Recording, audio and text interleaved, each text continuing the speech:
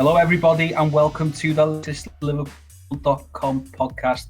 I'm Kristian Walsh, and with me this week are Liverpool.com writers Ollie, Connolly, and Dan Morgan. How are we, gentlemen? Doing good. Fine, thank you, mate. Good. How was your weekends?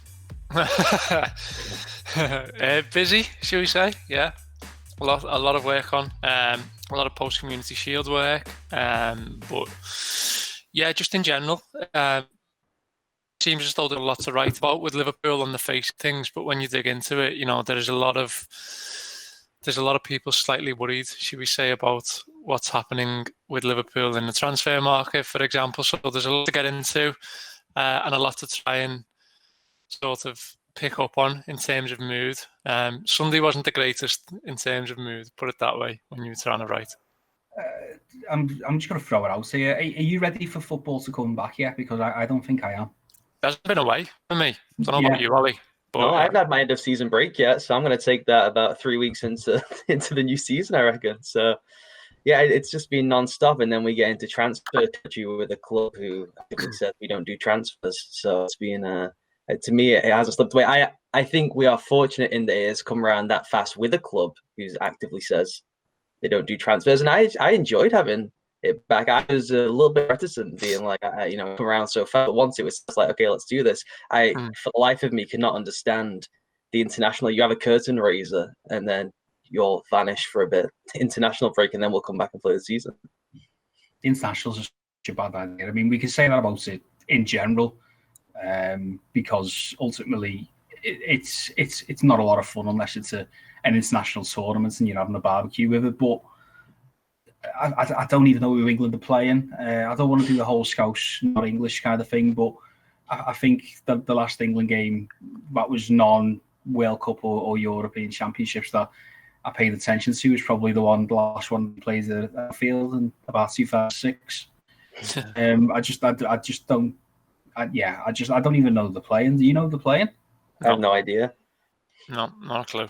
Probably Czech Republic. No interest. No. Just tell me everyone's back fit. That's all. Literally all I want to know.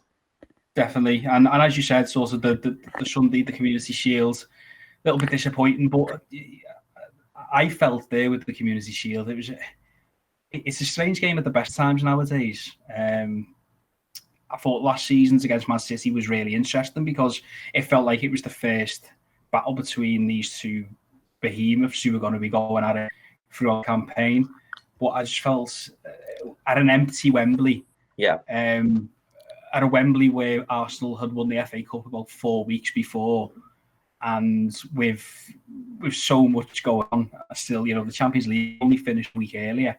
It just didn't feel like a real game. Almost, it almost felt like it was kind of a, like when a stadium's opening and you need to do like a test event. It felt almost like that. But the last half hour was certainly a training exercise, and I thought we've missed fans throughout the whole thing. That it's just a completely different vibe to the sport. It's actually uneasy how fast broadcasters seem content to move on without sports and just hit switch and just keep going. It was massive at the weekend. Now having supporters there's just zero intensity to the entire event. I mean, for me, I've got to be honest. I was really disappointed not to win it. And that's not holding the shield in any type of prestige, but this is a Liverpool side who, when we think about their sort of lifespan, I want them to win as much as possible. And if they're getting presented with these opportunities, then even if it is a shield, it's another winner's medal. But more importantly for me, it just highlighted probably what is my biggest concern going into the season, which is Liverpool being wasteful in front of goal. And Liverpool not sort of putting teams to the sword when they really should. And I think we got away with that at times last season, if I'm being honest. I think there was too much of a mindset of, in terms of chances, let's just get our sighted in and we'll put the next one away.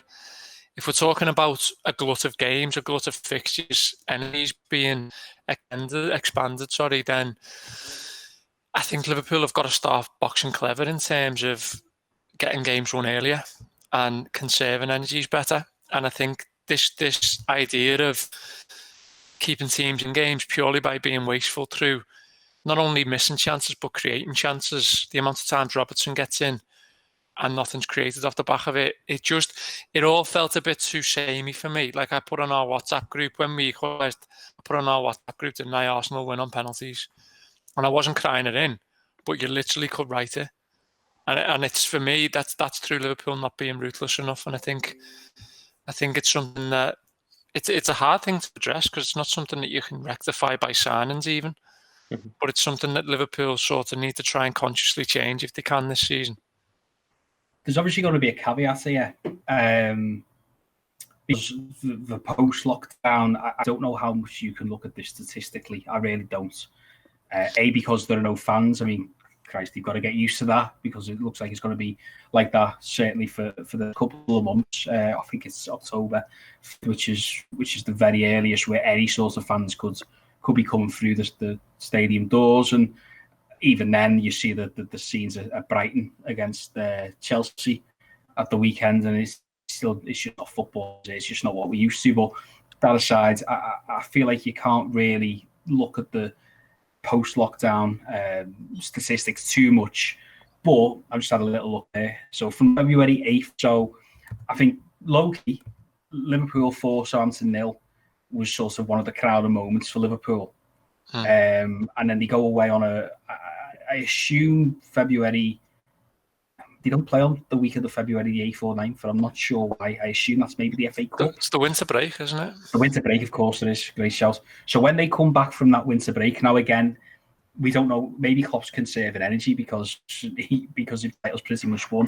But from the 8th onwards, Liverpool, in terms of expected goals, and we know that isn't necessarily an exact science, but they only scored 20 in 13, and they're only 4th. And you say they're not clinical enough. I mean, they score about 4 more than they should, Dan, but I mean, that is massively down from the overall season, if that makes sense. Before that winter break, they were doing far better in front of goal. They were taking the chances far more. So I just thought I'd raise that because, sort of they were only the 4th best attack. You've obviously got to put in the fact that it was post-lockdown, for part of that. But while they're still overachieved in front of goal there, it's certainly not what it was beforehand. So it's definitely, a point worth raising. And again, unexpected points. And again, caveat, we can't really focus on that too much. But Liverpool, in that 13-game period, the winter break on, are actually only 5th behind Man City, Chelsea, Man United and Wolves. And they're not too far ahead of Southampton and Leicester. So where do you, before we move on to the main, of the episode, where do you fall on this line? Are you concerned at all? Is it something that you write off as an anomaly? Where are you both sort of sitting with that at the moment? It's interesting to me because you can frame it one or two ways. Dan's right, and if you look at just the 2 challenges last year, City was so much better at just putting people away. They turned 2 into 5, 6, 7, and it seems effortless, whereas it was just completely different for Liverpool. And you frame that as either not being clinical enough, or they have that thing that champions have to get over the line in games where, they don't play as well. Whereas City, their press was a mess, and they was in 9 games in the end. They ended up losing. I think it was 11 in all conditions. So you can kind of frame it either way. I think the clinical thing is true. The thing that I'm not worried about is I think a lot of the advanced metrics, and you're right there with XG. XG is, for some reason, Liverpool have obliterated the XG model almost individually. It does not compute to them for whatever reason, and the data scientists are all trying their best to figure it out right now. Is it changing the model? Are they so unique that something within the model is flawed? But even if we say, okay, XG is a decent jumping off point, as long as people like Firmino returns to the mean, as long as Nick Keita can play 25 games and that's a new goal threat from midfield that they don't always have. Maybe Curtis Jones gets more game time and he's a goal threat, whereas Fabinho often hasn't been. Jordan Henderson isn't necessarily. I think that the signs there that they can patch it together and find maybe either new goal threats or just, Firmino to me is a big one. If Firmino scores at the level he should score at, then I think it's a completely different conversation. Dan, you are right with the the idea of the putting them on the throat, but they really made a concerted effort last year to evolve to a resting on the ball team, 1-0 up, 2-0 up. Let's conserve our legs. It's a long season. And I do wonder if there's a switch flipping thing you can do both in the season and within matches as well. I don't know how they feel if that's doable or how to do that. For me, I completely agree. And for me, it's not so much XG as opposed to XGB, expected goals build up. I think a lot of the time with us, it's the pass before the pass. And I think there's a lot of times when there's a saying with this Liverpool team that they sort of play in the mould in which they train. And that usually gets referenced towards intensity. And it's usually seen as a positive. But I think, if you were to watch a drill, a warm-up drill for Liverpool, it's almost a bit like that in game. It's almost a bit like it's a bit too relaxed at times. And I think sort of that meticulous, that sort of clinical nature of just finding the right pass before you get in goal is something that I think that they can do better. And Ollie mentions Firmino there. I'd sort of lay this at the door of Mo Salah. I think Mo Salah takes two chances. Sort of at times, there's two chances before Mo Salah takes a chance, and it's sort of the expectancy is that the chance will always come next. And whilst that might be the case, we've seen what happened on Saturday, but go back as far back as sort of games against Bournemouth at home last season, where if things just one thing goes the other way against you, you're a goal down, and that task's sort of twice as hard. And I just think, for me, efficiency and ruthlessness is going to be key to like Ollie says, getting to a place where you can sort of say, well, yeah, I mean, we can conserve energy because we are sort of 3 up. And the crowd thing's a big thing in this as well. Teams will lose intensity, Liverpool included, by the fact that there's no crowds. And I think people are forgetting it all too easy. So, going to Liverpool and being 3 down will literally just be a case of teams saying, let's just get out of here with what we've got and let's all just shake hands on it. No, there'll be no attempt at an Istanbul from someone coming away. So, yeah, for me, we can look at stats and data and stuff, but I'm just sort of making a point on what I can see with the eye. And I might be wrong, and I'm happy to be wrong, but yeah, it's something that slightly concerned me on Saturday.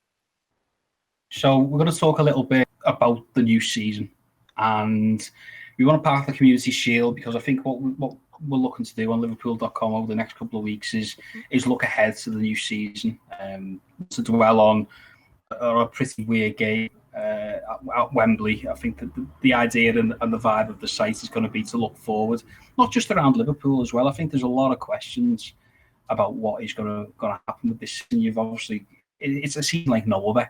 You have a lot of question marks about when fans are going to return. You've got question marks around how it's going to sort of all fit in because it's obviously such a condensed schedule. You've got questions about the fitness of players. You've got questions about the transfer window is rolling on for around a month after the season begins. And obviously, you've got a big question around the fact that Liverpool were one of the most dominant teams in Premier League history. But there is a clear sort of switch where they go from one of the most dominant to sort of fold them back into the pack. And ultimately, which one will be the true Liverpool this season? Just, completely off script here. But when I was looking at the pre-Liverpool, the pre-winter break Liverpool, they won 22. Sorry, they won 25 and drew 1 and lost 0. They were 22 points clear. So ultimately, nobody, I don't think, should forget that. Yes, Liverpool haven't necessarily been the same team since February. But at the same time, how do we know that Jurgen Klopp hasn't sort of taken that winter break, even without the lockdown, taken that winter break and sort of said, well, the league is won. We all know that the league is won, despite, people waking up in a cold sweat, wondering if they would throw it away. The league's won. We need to sort of adapt ourselves, maybe take a couple of blows on the chin. If that means that we've got fresher legs come the start of the season, so be it. Obviously, lockdown's changed that a little bit, but it's going to be interesting. There's a lot of questions. We don't necessarily have the answers. But I thought what we could do on this episode is talk about some of those questions, not just around Liverpool, but also around the Premier League in general. And basically try and identify what the key storylines are that both we think will happen and the key storylines that we're looking forward to. We might even throw a couple of silly ones in there as well. So, Dan, I don't know if you want to sort of kick us off. Is there anything in particular that you think will be rumbling on through the season? A storyline, a trend? Is there anything that you're sort of looking forward to or you're expecting when the season resumes? Yeah, I think I'm sort of interested in who's going to be first and foremost, who's going to be sort of the Leicester of last season, who's going to be the title challenger up until around Christmas. I think Arsenal would be in with a shit, to be perfectly honest, if they iron out a few things that Mikel Arteta will obviously want to look at. But I do think there is a team who will, not to sort of damn anyone, who will put up a fight up until December, and then come sort of April, May, everyone's going, I remember we were all talking about them as title challengers. That's quite funny. So I'm interested in who that will be. Like I say, I think it could be Arsenal, it could be Chelsea, but Chelsea have bought really well and therefore could maintain a challenge to the end of the season. I think we all accept that. The other thing really is kind of, I'm interested to see sort of the managerial merry-go-round and how that takes shape. I think there's still sort of major questions, I'd say, about 4 of the top six managers, and I put Guardiola in that too. And whether that changes mid-season, I'm not sure. But I think if you look at the way Chelsea are buying, look at the way United are looking to buy, then a lot of it pretty soon is going to fall down on both Solskjaer and Lampard as being solely responsible for whether it works or not. And I think that's really tricky. The fact that they've got sort of real allegiances to both clubs, and it'll be sort of a labour of love if they do have to let them go. And then, in the background, which I think everyone's completely forgotten, is this figure of Mauricio Pochettino, which just disappeared off the face of the earth. And it wouldn't surprise me, to be honest, if he is back in one of those jobs before the season is out. So that's kind of, I'm just fascinated to know sort of how it changes and fluxes throughout the season. And I put Guardiola in there for a reason, because I don't think it's guaranteed that he stays. I think he's going to gauge a lot on how this season goes, how his team reacts to him, how his relationship with Lilo develops, how sort of difficult the task of overcoming Liverpool and sort of what that does to him in terms of his health, both mental and physical, it seems, impacts him basically. So yeah, I think sort of Jurgen Klopp and I would say Mikel Arteta apart, I think there's huge questions about top 6 managers. Ollie, who do you think the Leicester could be this season? I've got 4, but I'm interested to hear from you. Wolves would be the one I'd look at and say if it was going to be a from the pack and it was 18 games in, we were like, wow, they're third. I didn't see that coming. I think Wolves would be an interesting one. I do think Chelsea it's going to be hard. Lampard has kind of the chops to bed in that many players that fast. Does he have the chops to sustain a title race? But I do think they're quite comfortably the third best squad. If they add Havertz and stuff, which looks like it's all about done. I mean, just see if United's post-lockdown form will sustain. I don't know how you quite fit the Van der Beek, Pogba, Fernandes pieces together. I think it's exciting if you can figure out a way of blending those 3 into one. Is it a 3? Is it 2 with a 1 ahead? That'd be interesting. I think they have as much frontline talent as anyone, but the truncated schedule, I think, kind of knocks them out by December, February, and so it becomes more of a squad game. I don't see Wolves aside a from the pack team having a kind of middle of the season just because of the schedule. It's going to be so demanding, and not having the 5 subs is going to make it. You're 19 deep, and that's who's playing. I think that's your squad. And I just don't see a team with the kind of the strength and depth to match up to the serious 3. See, I have a bit of and this can sort of form part of the storylines I'm looking. I think we've got an opportunity. I definitely take on board about the sheer volume of games and the how quickly they come, and it will become a squad game. But I wouldn't be surprised if there's a real surprise this season. I think it could go one or two ways, and that's very fence sitting from me. But it's either the best teams are absolutely the best, and that will be Liverpool and Man City, and to a certain degree, Chelsea and Man United, I would say, and they're mile ahead of the rest. And the league follows and conforms to what we would expect. I think there's another extreme where, because this season is so different, because this season is so like no other that anybody's ever sort of faced before as a manager, as a player, I think there's a real possibility here that the likes of Liverpool and City are slightly dragged into it. Man United and Chelsea maybe sort of are around about where they are, and then you have the opportunity of an Arsenal or a Tottenham, or you could go even further with teams like Leicester, like Wolves, like a Southampton, maybe even an Everton. I mean, I'm not sure what Everton are doing at the moment in terms of their recruitment, but and there's questions over Ancelotti, but those type of teams, that next tier of team, if you will, where they could post a 72, 75 point season and be banging in a title race. I think that's a possibility as much as having what we've had the past couple of seasons, where it's been a 99, 100, 98 point season from someone, or more than one team. I think there's a real opportunity where, rather than there being a Leicester, there could be a handful of Leicesters where there's, you're getting into February, March, and you realise that it's actually quite tight at the top. And 75, 76 might be enough, just because Guardiola, Klopp, these managers are so intent on actually planning and getting everything spot on. It's been thrown into chaos a little bit. We still don't know what happens if there is another wave, for example. That's the big unknown.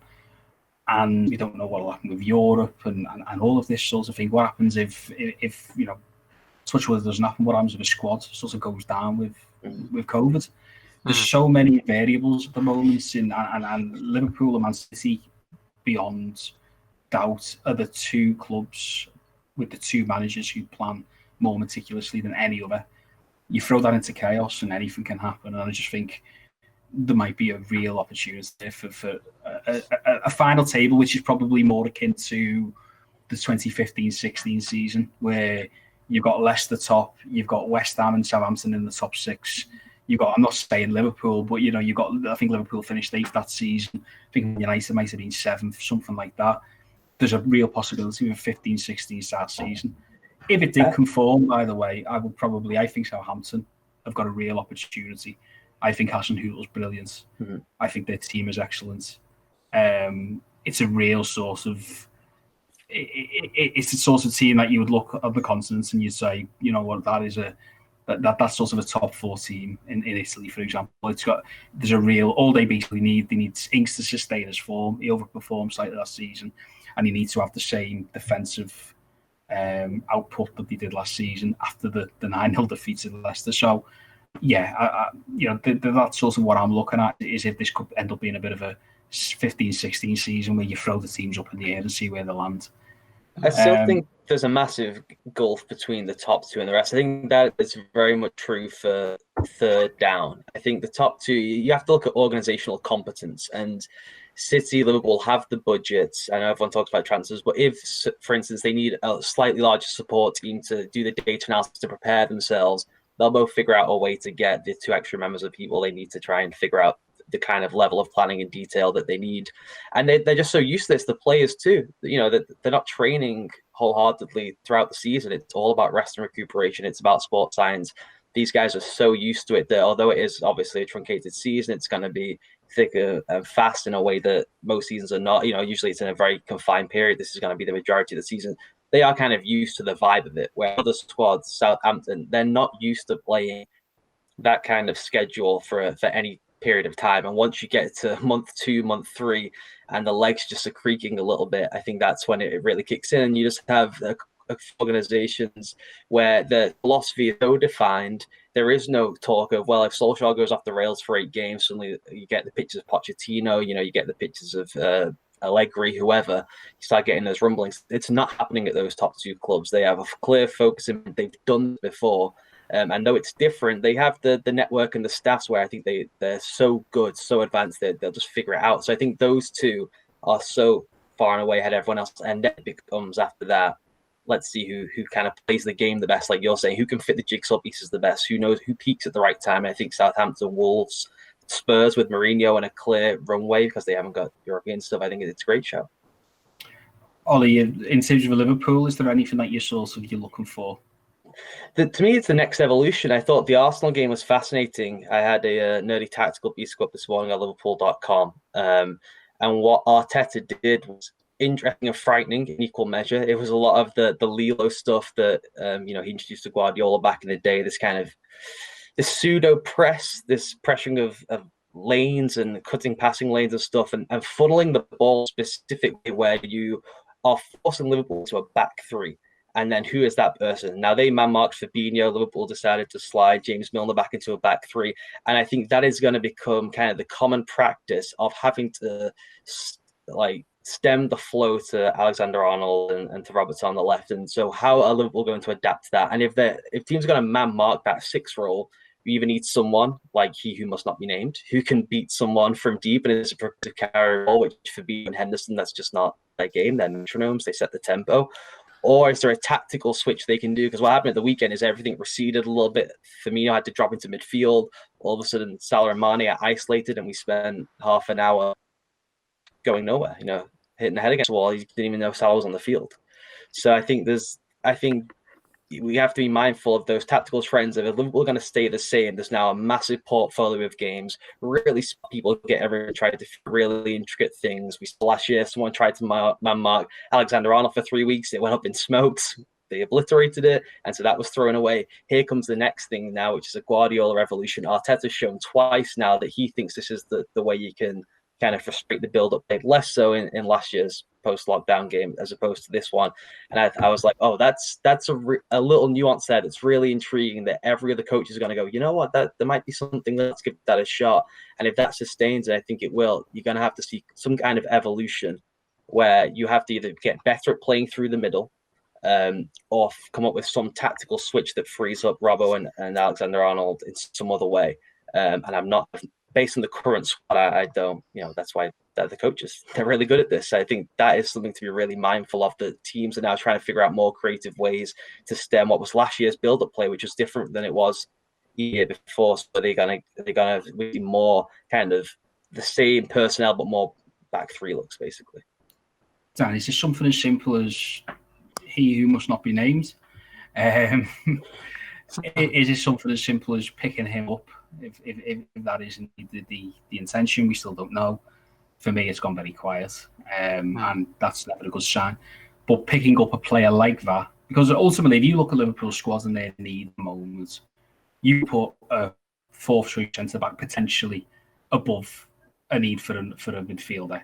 Now, obviously, that changes if you say Fabinho's that 4th centre back. But let's say that you would certainly probably put a backup, or however you want to frame it, to the front 3 in case something, obviously it looks like Minamino's going to be that sort of the number 4 in that 3-man front 3, but you don't know yet.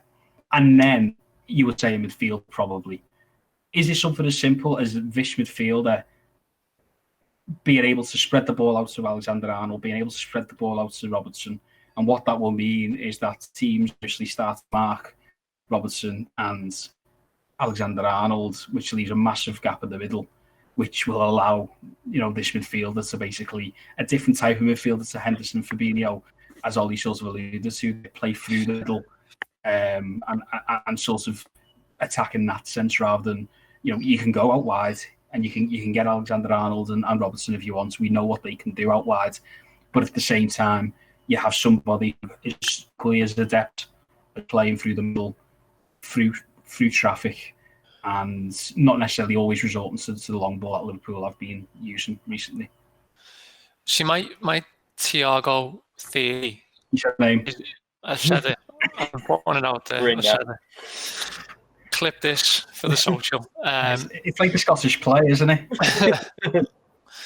So my Thiago theory is that basically a lot of the admiration comes from what he would do in the dressing room and what he would do on the pitch in terms of setting standards.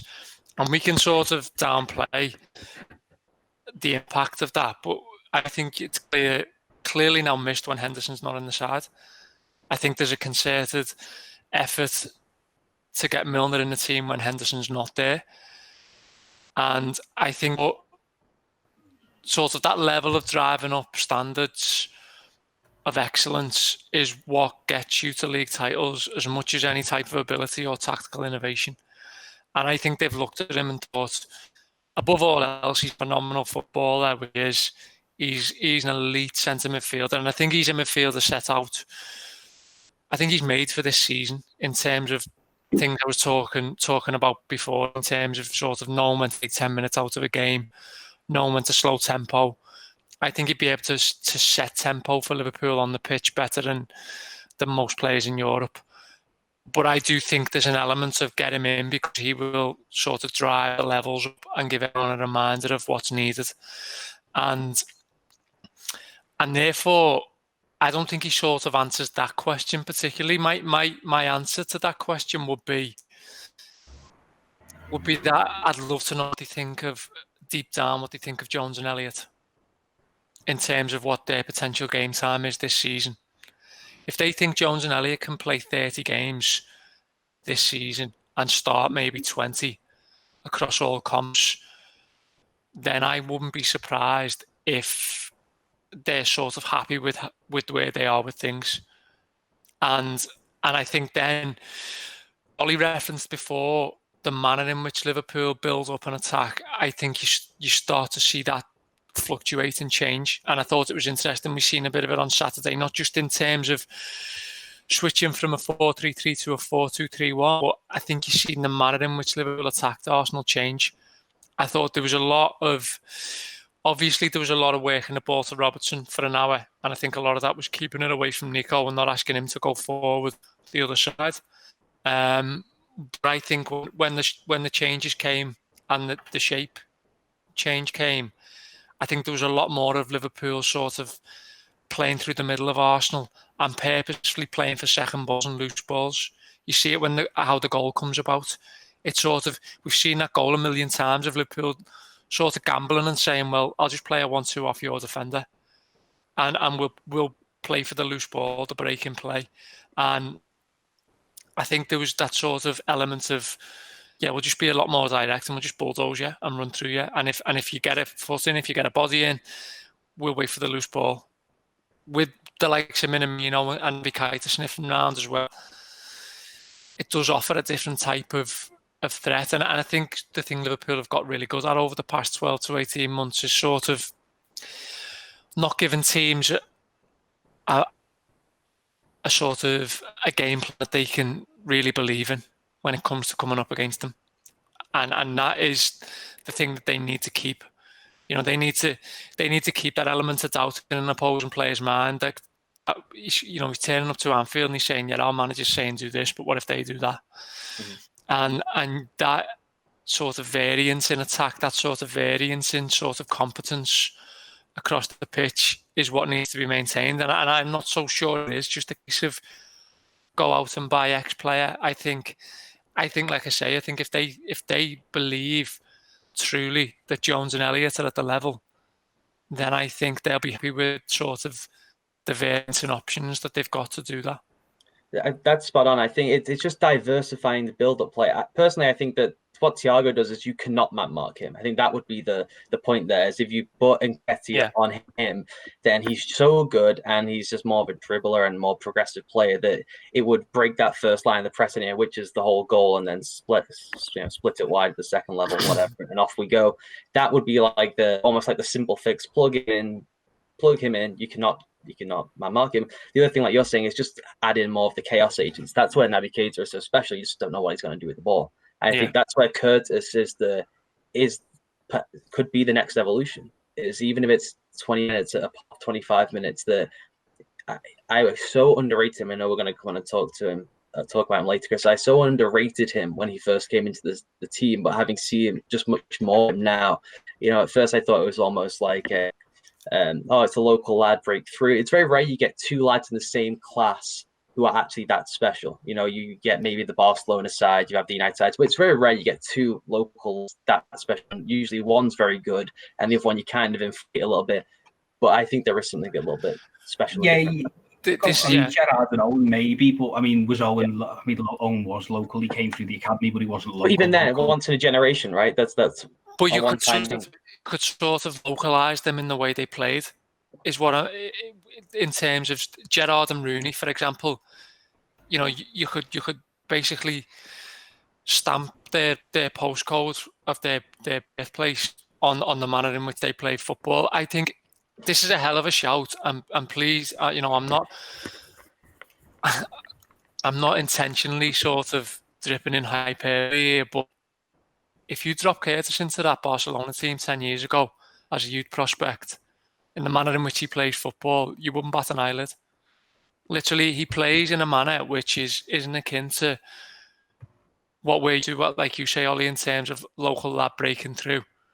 There's no, in a good way, there's not that rawness to his game. There's not that kind of street fighter element, that kind of rough and ready approach that, for all the panache Gerrard had, he had that to go with it, and that was undoubtedly a good thing. But I think technically, and I think once he does improve tactically as well, Jones, I think that the trajectory of him is boundless, to be honest. We will talk about Jones in a bit. My first takeaway about Curtis Jones is he's really, really tall now. He's had his ready breath. But more insights like that to come. Just finally to wrap this up before we do talk about Jones, from a personal perspective, what I'm looking for, I think the reckoning of Roberto Firmino is coming. I think he's a brilliant player.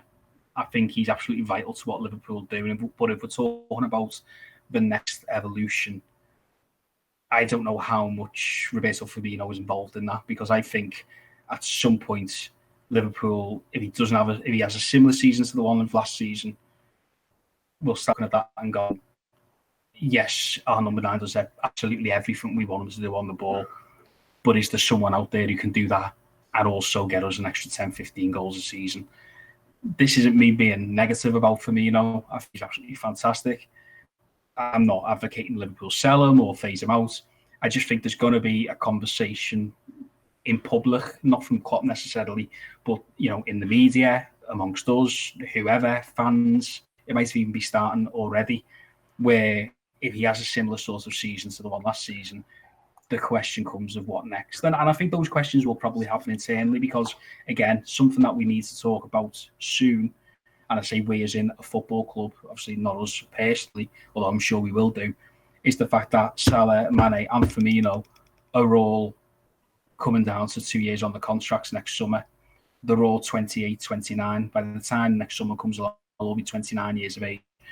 And the simple fact is, Liverpool haven't really been in this sort of situation before, not under FSG necessarily, not with the new way of doing things, where you've got 3 very, very talented players here whose longevity we're not quite sure, who are probably about to sign their last big deal.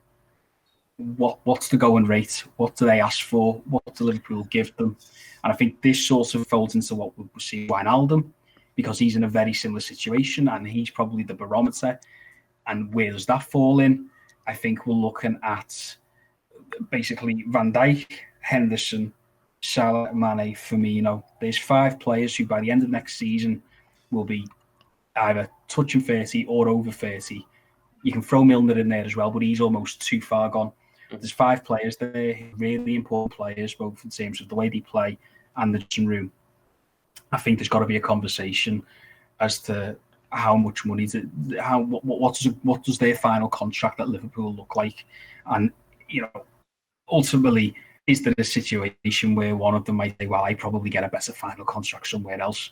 I think that's probably on a lower scale perhaps what is happening with Wijnaldum a little bit at the moment. I think it's probably why there's a little bit of, I think this whole idea of, well, just sign Thiago, who's only 30 million, is a bit naive, because there's a hell of a lot more to think about, because he will be yet another 29-year-old coming onto his last big contract. And Liverpool do the wage thing so well. And they've done it so well. Compare it to where it was at the very start of when FSG took over, where you had Milan Jovanovic on over 100 grand a week, which back at that point was a hell of a lot of money. I mean, it still is, but he was one of the top earners at the club. They've now got structure and almost like a formula. You come in on this amount of money, and when you graduate to this level, you go on X amount of money. It's about to get reset. This Van Dijk contract's coming down any day now, and that's what I think. That's a large part of what they're waiting on. What is the final Van Dijk figure that will reset the thing? Right now, Salah's the top earner. Van Dijk will be the top earner. Alisson is making it's like 80 grand a week or something. You're gonna have to read. All the agents will be knocking on the door as soon as the Van Dijk deal is done. They know that sets the top level of Liverpool's wage bill. You've got Robertson's contract, Alexander-Arnold's contracts. Those lads are making, in football terms, nothing for their status in the game. So it's not just these guys who are obviously the top stars of the team and whose contracts are kind of winding down. Everyone gets a top up once the biggest earner gets his, because it resets the structure of the team. And you have a lot of lads. The percentage increase of Robbo and Trent, their bump up is way big. Salah going from 2 to 25 or whatever. So that's going to really be what shifts the wage budget, is when the kind of the younger lads who are coming into their peak get their top up. Alisson's going to go from 90 to close to 200, right? I mean, he's going to be paid as amongst the highest paid goalkeepers in the world. That's a massive jump, as opposed to, like I said, Firmino getting a top up. I do think, just on the Firmino point quickly before we move on, I think they kind of played that conversation to themselves out in public already with Werner, because I think if they were ready to move on, that was the guy that the money made some sense. Obviously, COVID threw everything into a complete mess. I think they would have found some way somehow to really force that over the line if they felt like this was the evolution that needed to happen now. You're right, maybe the competition shifts over this year and a bit further down the line as things are more steady and they have a better idea of the finance of the situation. But they had a chance to pull the trigger there on what would have been the evolution for 2, 3, 4 years in that position they went to, and they decided to hold out for a whole host of reasons. So we'll talk about evolution there as well. It's a bit of a strand throughout the podcast. Coming on to the final segment, and regular listeners or viewers of this podcast will know that we started doing things around polls and asking for your opinion on things. And once we get the results in, we'll talk about the results slightly and then set you another poll for next week.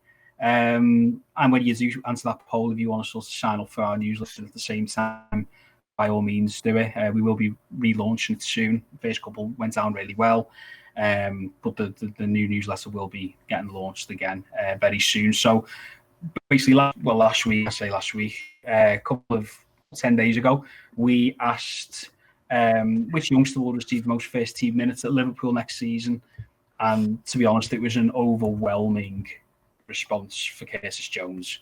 Ryan Brewster got a handful of votes, Nico Williams, handful of votes, but Curtis Jones is by far and away the winner of that poll. Does anybody see anything different happening here?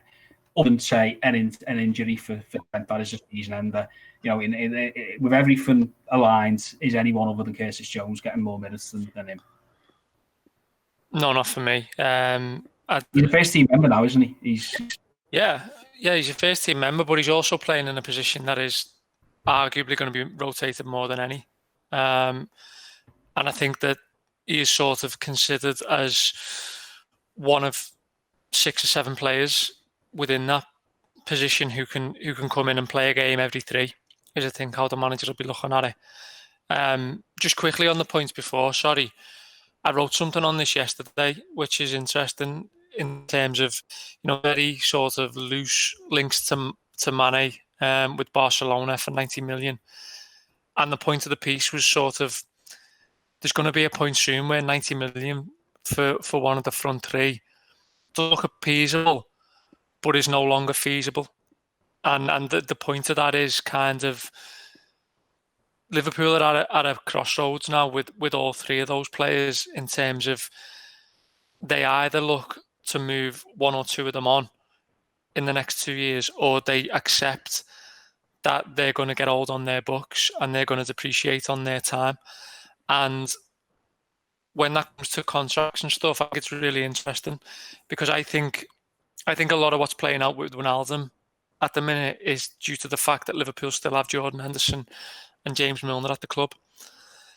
And I think if there's a business head and a business sense around what Liverpool's squad is doing in terms of depreciation, contracts, and monetary value, I think the conversation will be, well, we can only have so many in that one position. And I'd be scared if they let all three of the front three sort of get all together on Liverpool's time. And I wonder whether there's an argument or an eye on shifting one or two of them in the next 2 years and moving around a little bit.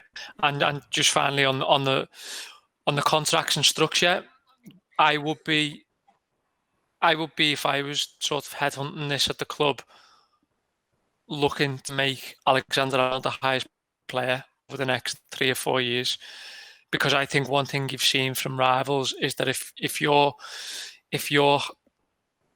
sort of wage setter, as Ollie referenced before, your sort of barometer for the highest paid player is the wrong player, then that causes a massive problems. You see it at Arsenal with Ozil.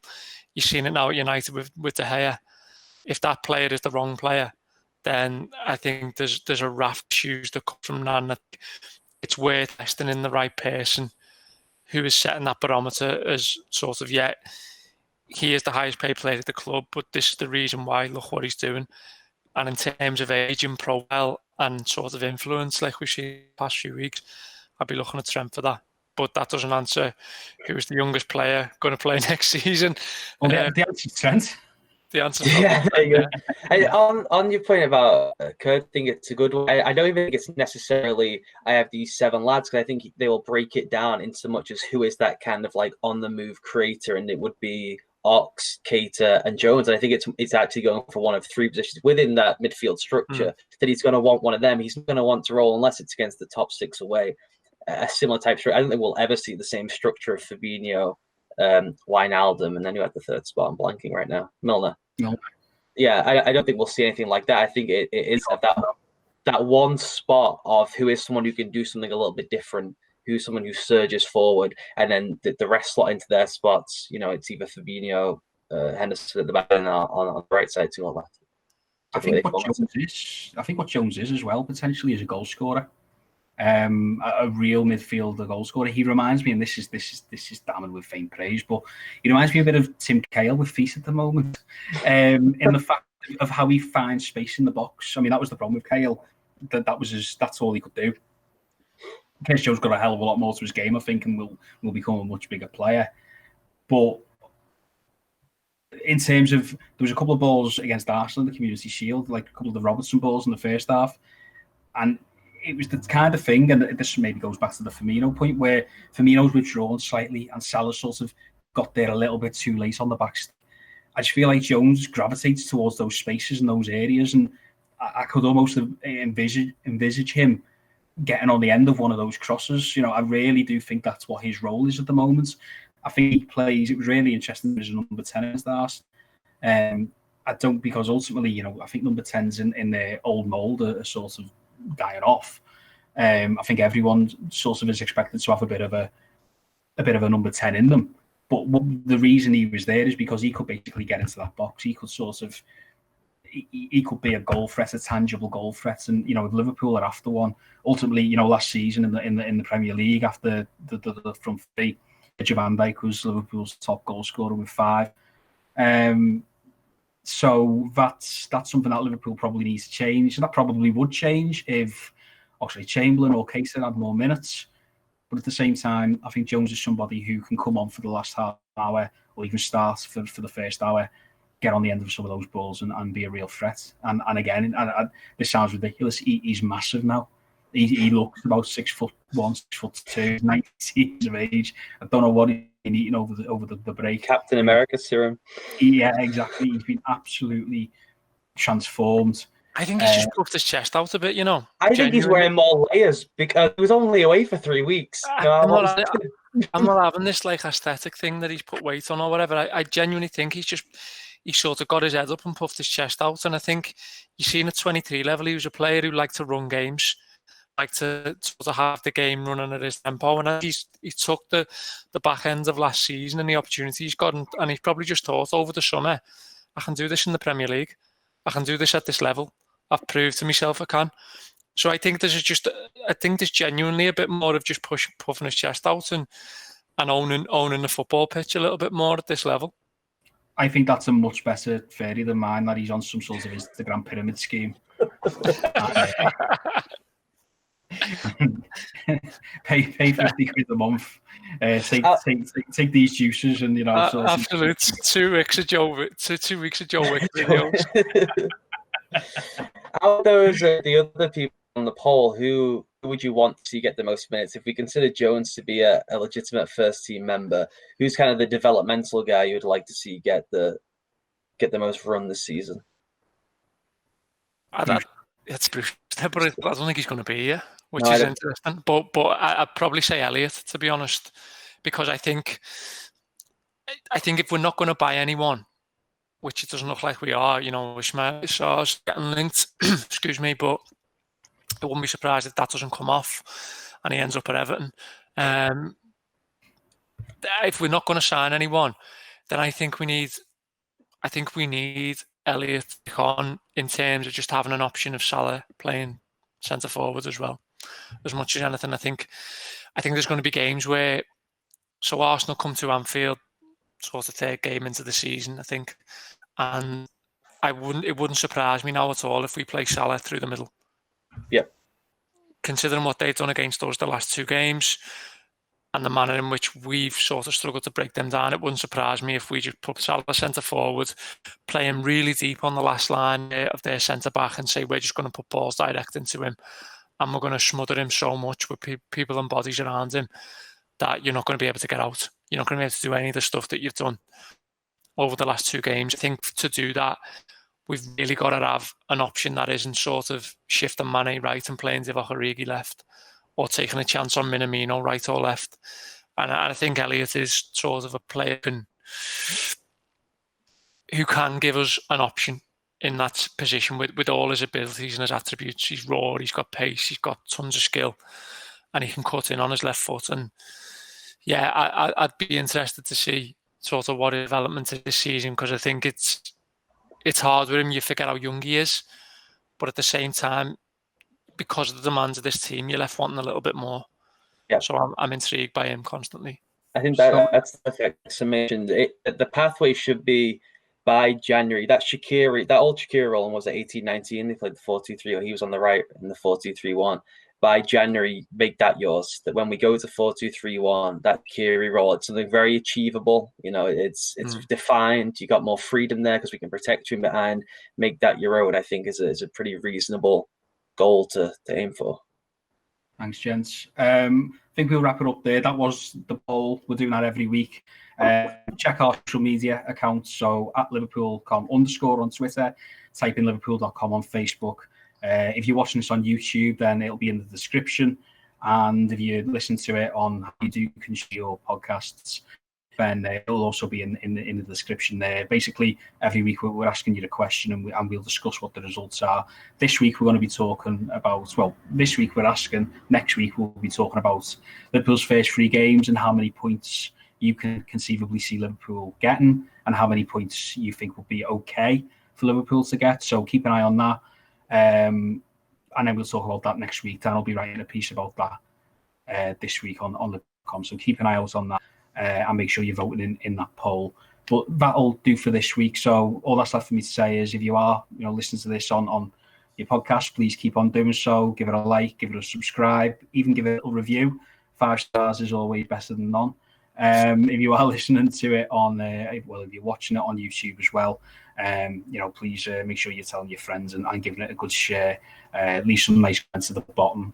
We've had some nice ones recently about Dan's hair, so feel free to carry that on as well. But in the meantime, thanks very much for joining us this week. Hope that you have a good week, and we'll be back next week to really round up the return of Premier League football. Until then, take care.